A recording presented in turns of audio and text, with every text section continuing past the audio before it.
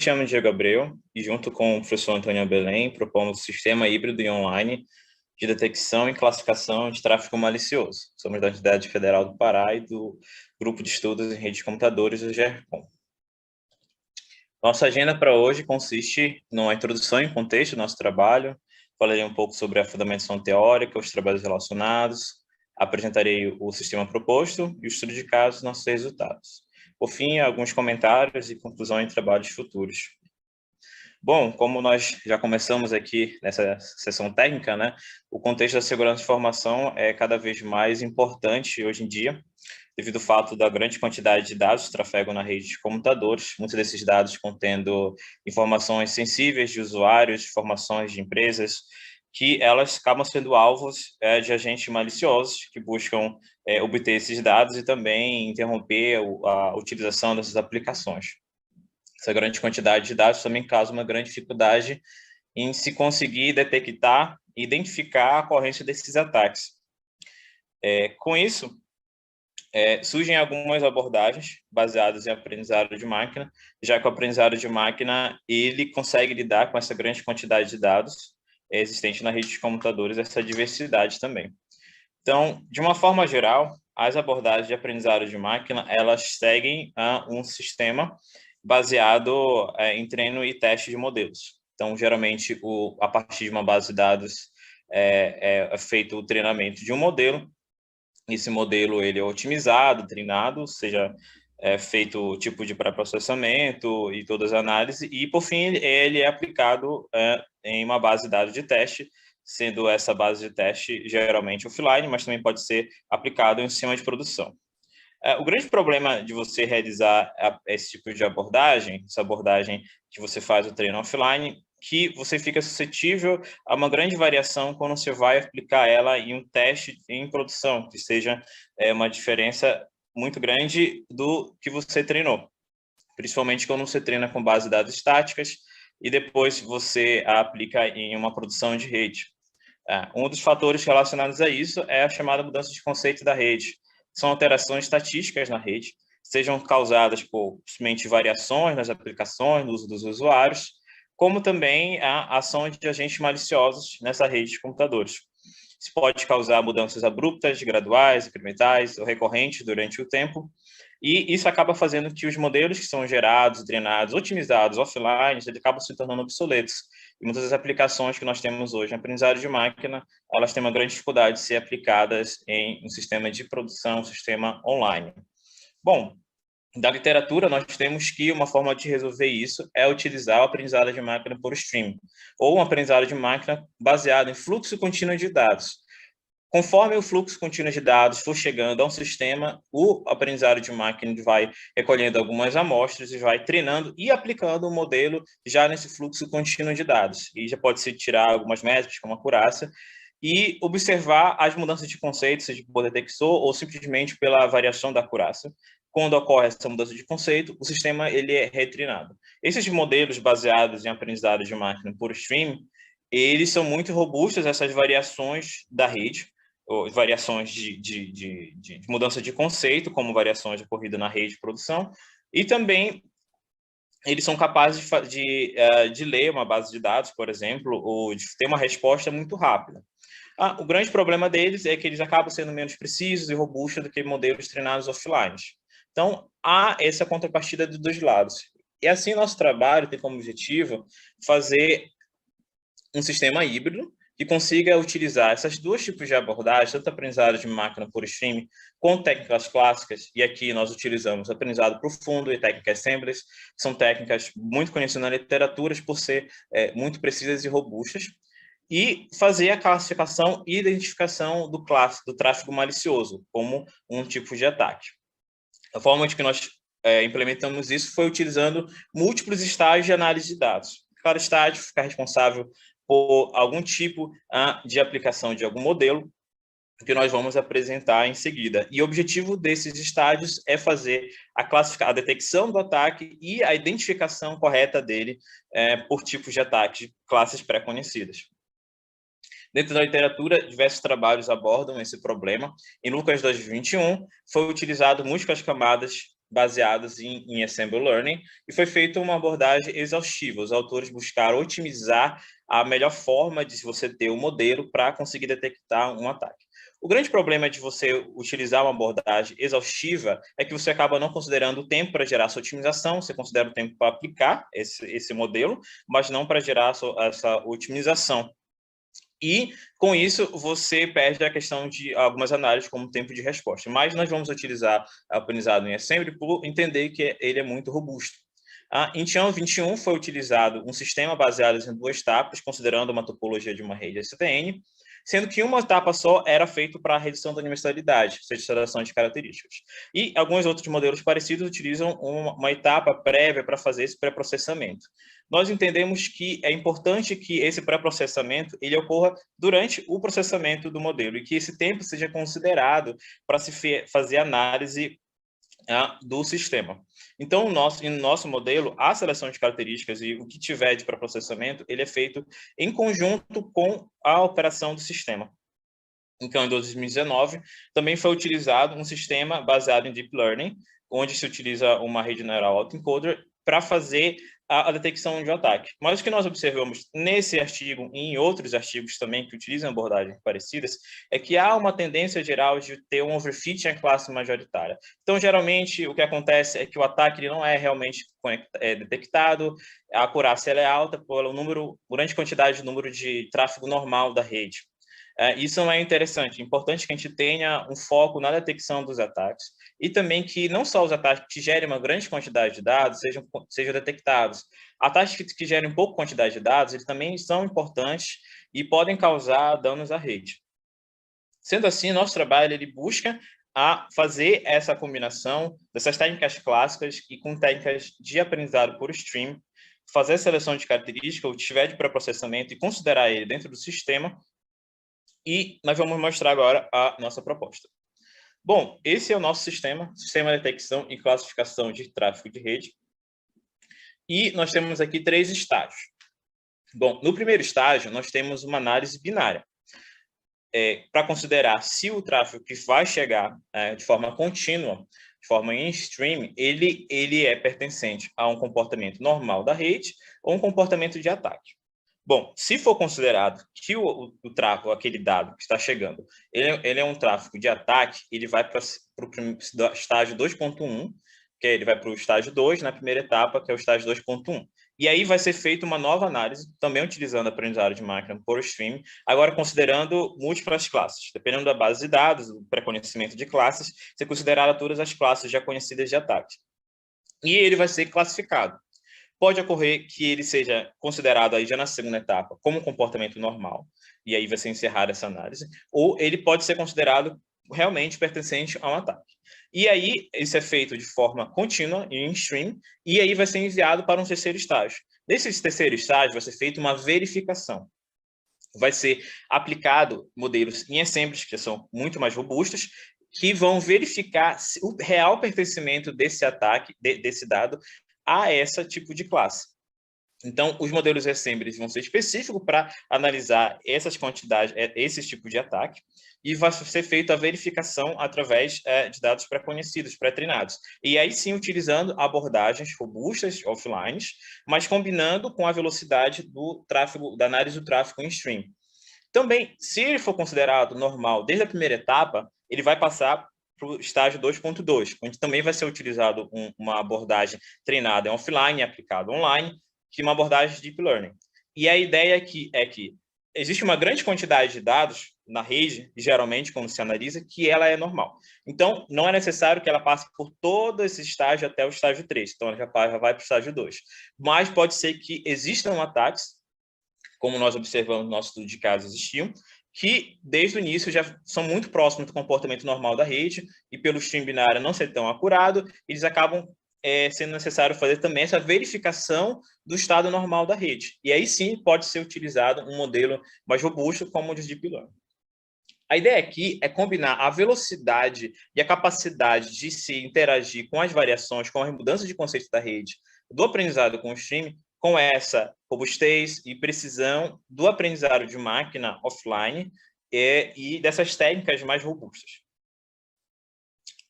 Então, para avaliar o nosso sistema, nós utilizamos, através da ferramenta MOA, Massive Online Analysis, que é uma ferramenta baseada no ECA, já uma ferramenta antiga de mineração de dados, que ela é feita para fazer análise de dados em stream.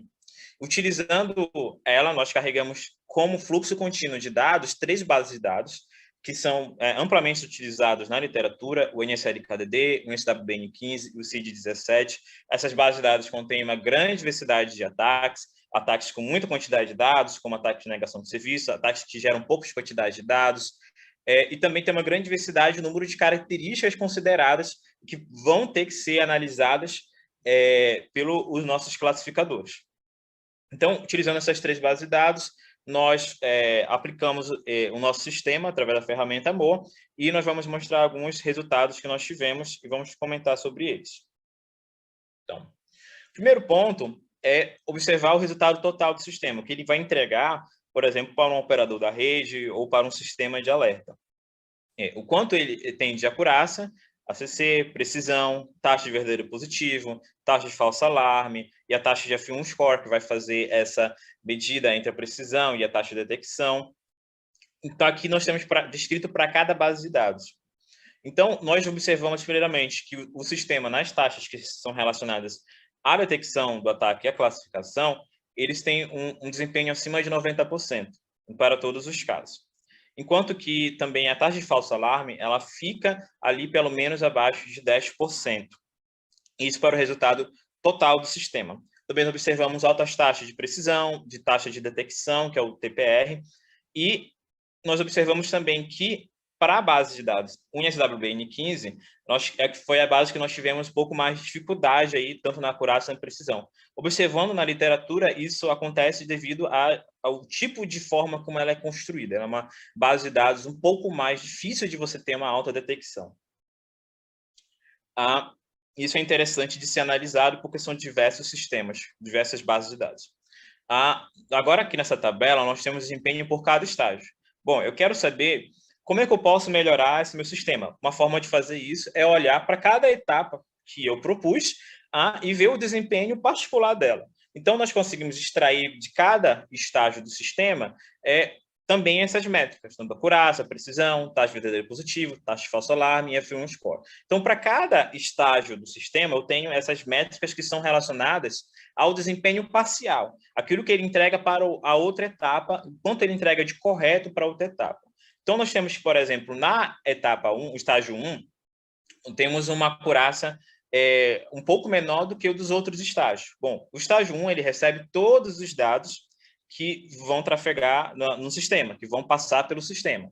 E aí ele tem um desempenho, principalmente de acurácia, que considera toda a base de dados, um pouco menor do que os outros. E existe essa tendência de que, conforme você vai avançando no sistema, as etapas elas tenham uma melhor acurácia.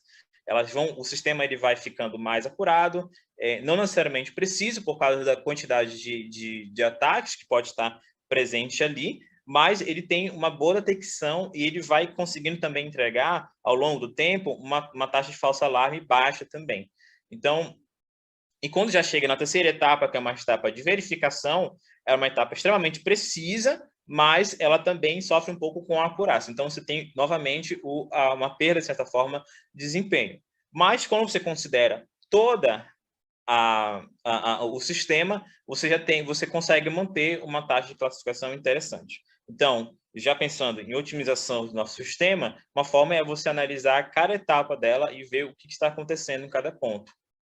Também podemos analisar por tipo de ataque, aqui para a base CID17, já é uma outra base de dados, estamos dando como exemplo, nosso artigo a gente detalha todos esses resultados. Então, nós temos aqui, por exemplo, por tipo de classe de ataque, a taxa de verdadeiro positivo e a taxa de falso alarme. O que nós conseguimos ver é que, para a maioria dos ataques também, houve uma detecção acima de 90%, a taxa de falso alarme ela não é grande, muito próxima de 1%. O que acontece, especificamente nessa base de dados, é que alguns ataques, como aqui o bot, que é de uma botnet infiltration, que é uma tentativa de infiltração na rede, eles têm uma taxa de falso alarme alta. Então, embora tenha uma detecção desse ataque, por ele ter uma quantidade pequena de instância, aqui na tabela, o if3 só tem 32 instâncias comparado, por exemplo, com o comportamento normal da rede, que tem 2 milhões de instâncias, fica um pouco difícil do classificador, mesmo ele sendo preciso, identificar. E aí, com relação ao número total dele, acaba gerando um número de falso alarme relevante, embora que em instâncias esse número de falso alarme não seja relevante, quando você vai considerar com o tamanho da dataset, do número de instância desse ataque, isso acaba sendo relevante. E é importante, em trabalhos futuros, a gente melhorar especificamente, às vezes, esses ataques. Talvez melhorar, ter mais uma etapa de assembly específico para esse tipo de ataques, enquanto que outros ataques eu já consigo ter um resultado interessante, talvez não tão otimizado como fosse 99% aqui no tráfego normal, mas também não geram muito falso alarme, que é outro fator importantíssimo quando se vai analisar sistemas de detecção. Eu não posso estar gerando muitos falsos alarmes. Com relação ao tempo, nós temos aqui o tempo em segundos, então, o tempo total ele gira aqui entre 110 e 272, já para a base CID-17, que é uma base muito maior do que as outras, a gente detalha bem no artigo, tem um tempo maior. Mas o que nós observamos é que existe a tendência geral de que a etapa 2.2, que é a etapa que nós aplicamos o método de Deep Learning, é que ela seja um pouco mais demorada, mesmo sendo treinada offline e aplicada online. O que acontece é que essa etapa ela tem uma grande quantidade de dados, porque a maioria dos dados eles são dados normais, então considerados normais na rede, então eles vão ter que passar por ela, e ele acaba sendo um tempo determinante, muito próximo do tempo total do que nós teríamos no tempo total de varredura do sistema. Então, é a etapa mais demorada e ela acaba sendo a determinante, a última a terminar de ser lida. E isso é interessante porque nosso sistema ele não é um sistema simplesmente sequencial, em que uma etapa só começa quando a outra termina. Na verdade, não. Da feita que o dado ele vai passando por etapa, ele vai sendo lido e vai sendo processado pela outra etapa. Por isso, nós conseguimos um tempo muito menor do que se nós fôssemos ler todo o sistema de forma por etapas, simplesmente uma terminando depois da outra. Então, para concluir, é cada vez difícil, ainda é muito difícil ter esse paradigma de detecção de ataques de forma precisa e acurada. É um grande desafio nas redes atuais hoje em dia, e o nosso sistema ele tenta balancear essas técnicas clássicas de detecção offline com o aprendizado de máquina em streaming. O que nós temos como trabalho futuro, temos trabalhado, é que esse sistema ele pode ser distribuído através da rede. Bom, o sistema stream, ele pode ser, as etapas do sistema stream, que são a etapa 1 e é uma parte do estágio 2, eles podem ir para alguns elementos da rede que não precisam de muita memória, o tempo de processamento, e por eles serem rápidos, e algumas outras técnicas podem ser, como nós utilizamos aqui o Deep Learning e o Assembly, eles podem ser colocados em equipamentos dedicados, que aí vai ter um processamento maior, pode demorar mais tempo, e esses alertas eles podem ser enviados já, por exemplo, na primeira etapa, já pode ir aparecer para o operador da rede. Então, existem bastante formas de como você implementar isso na rede, e não apenas aqui um sistema dentro de um estudo de caso.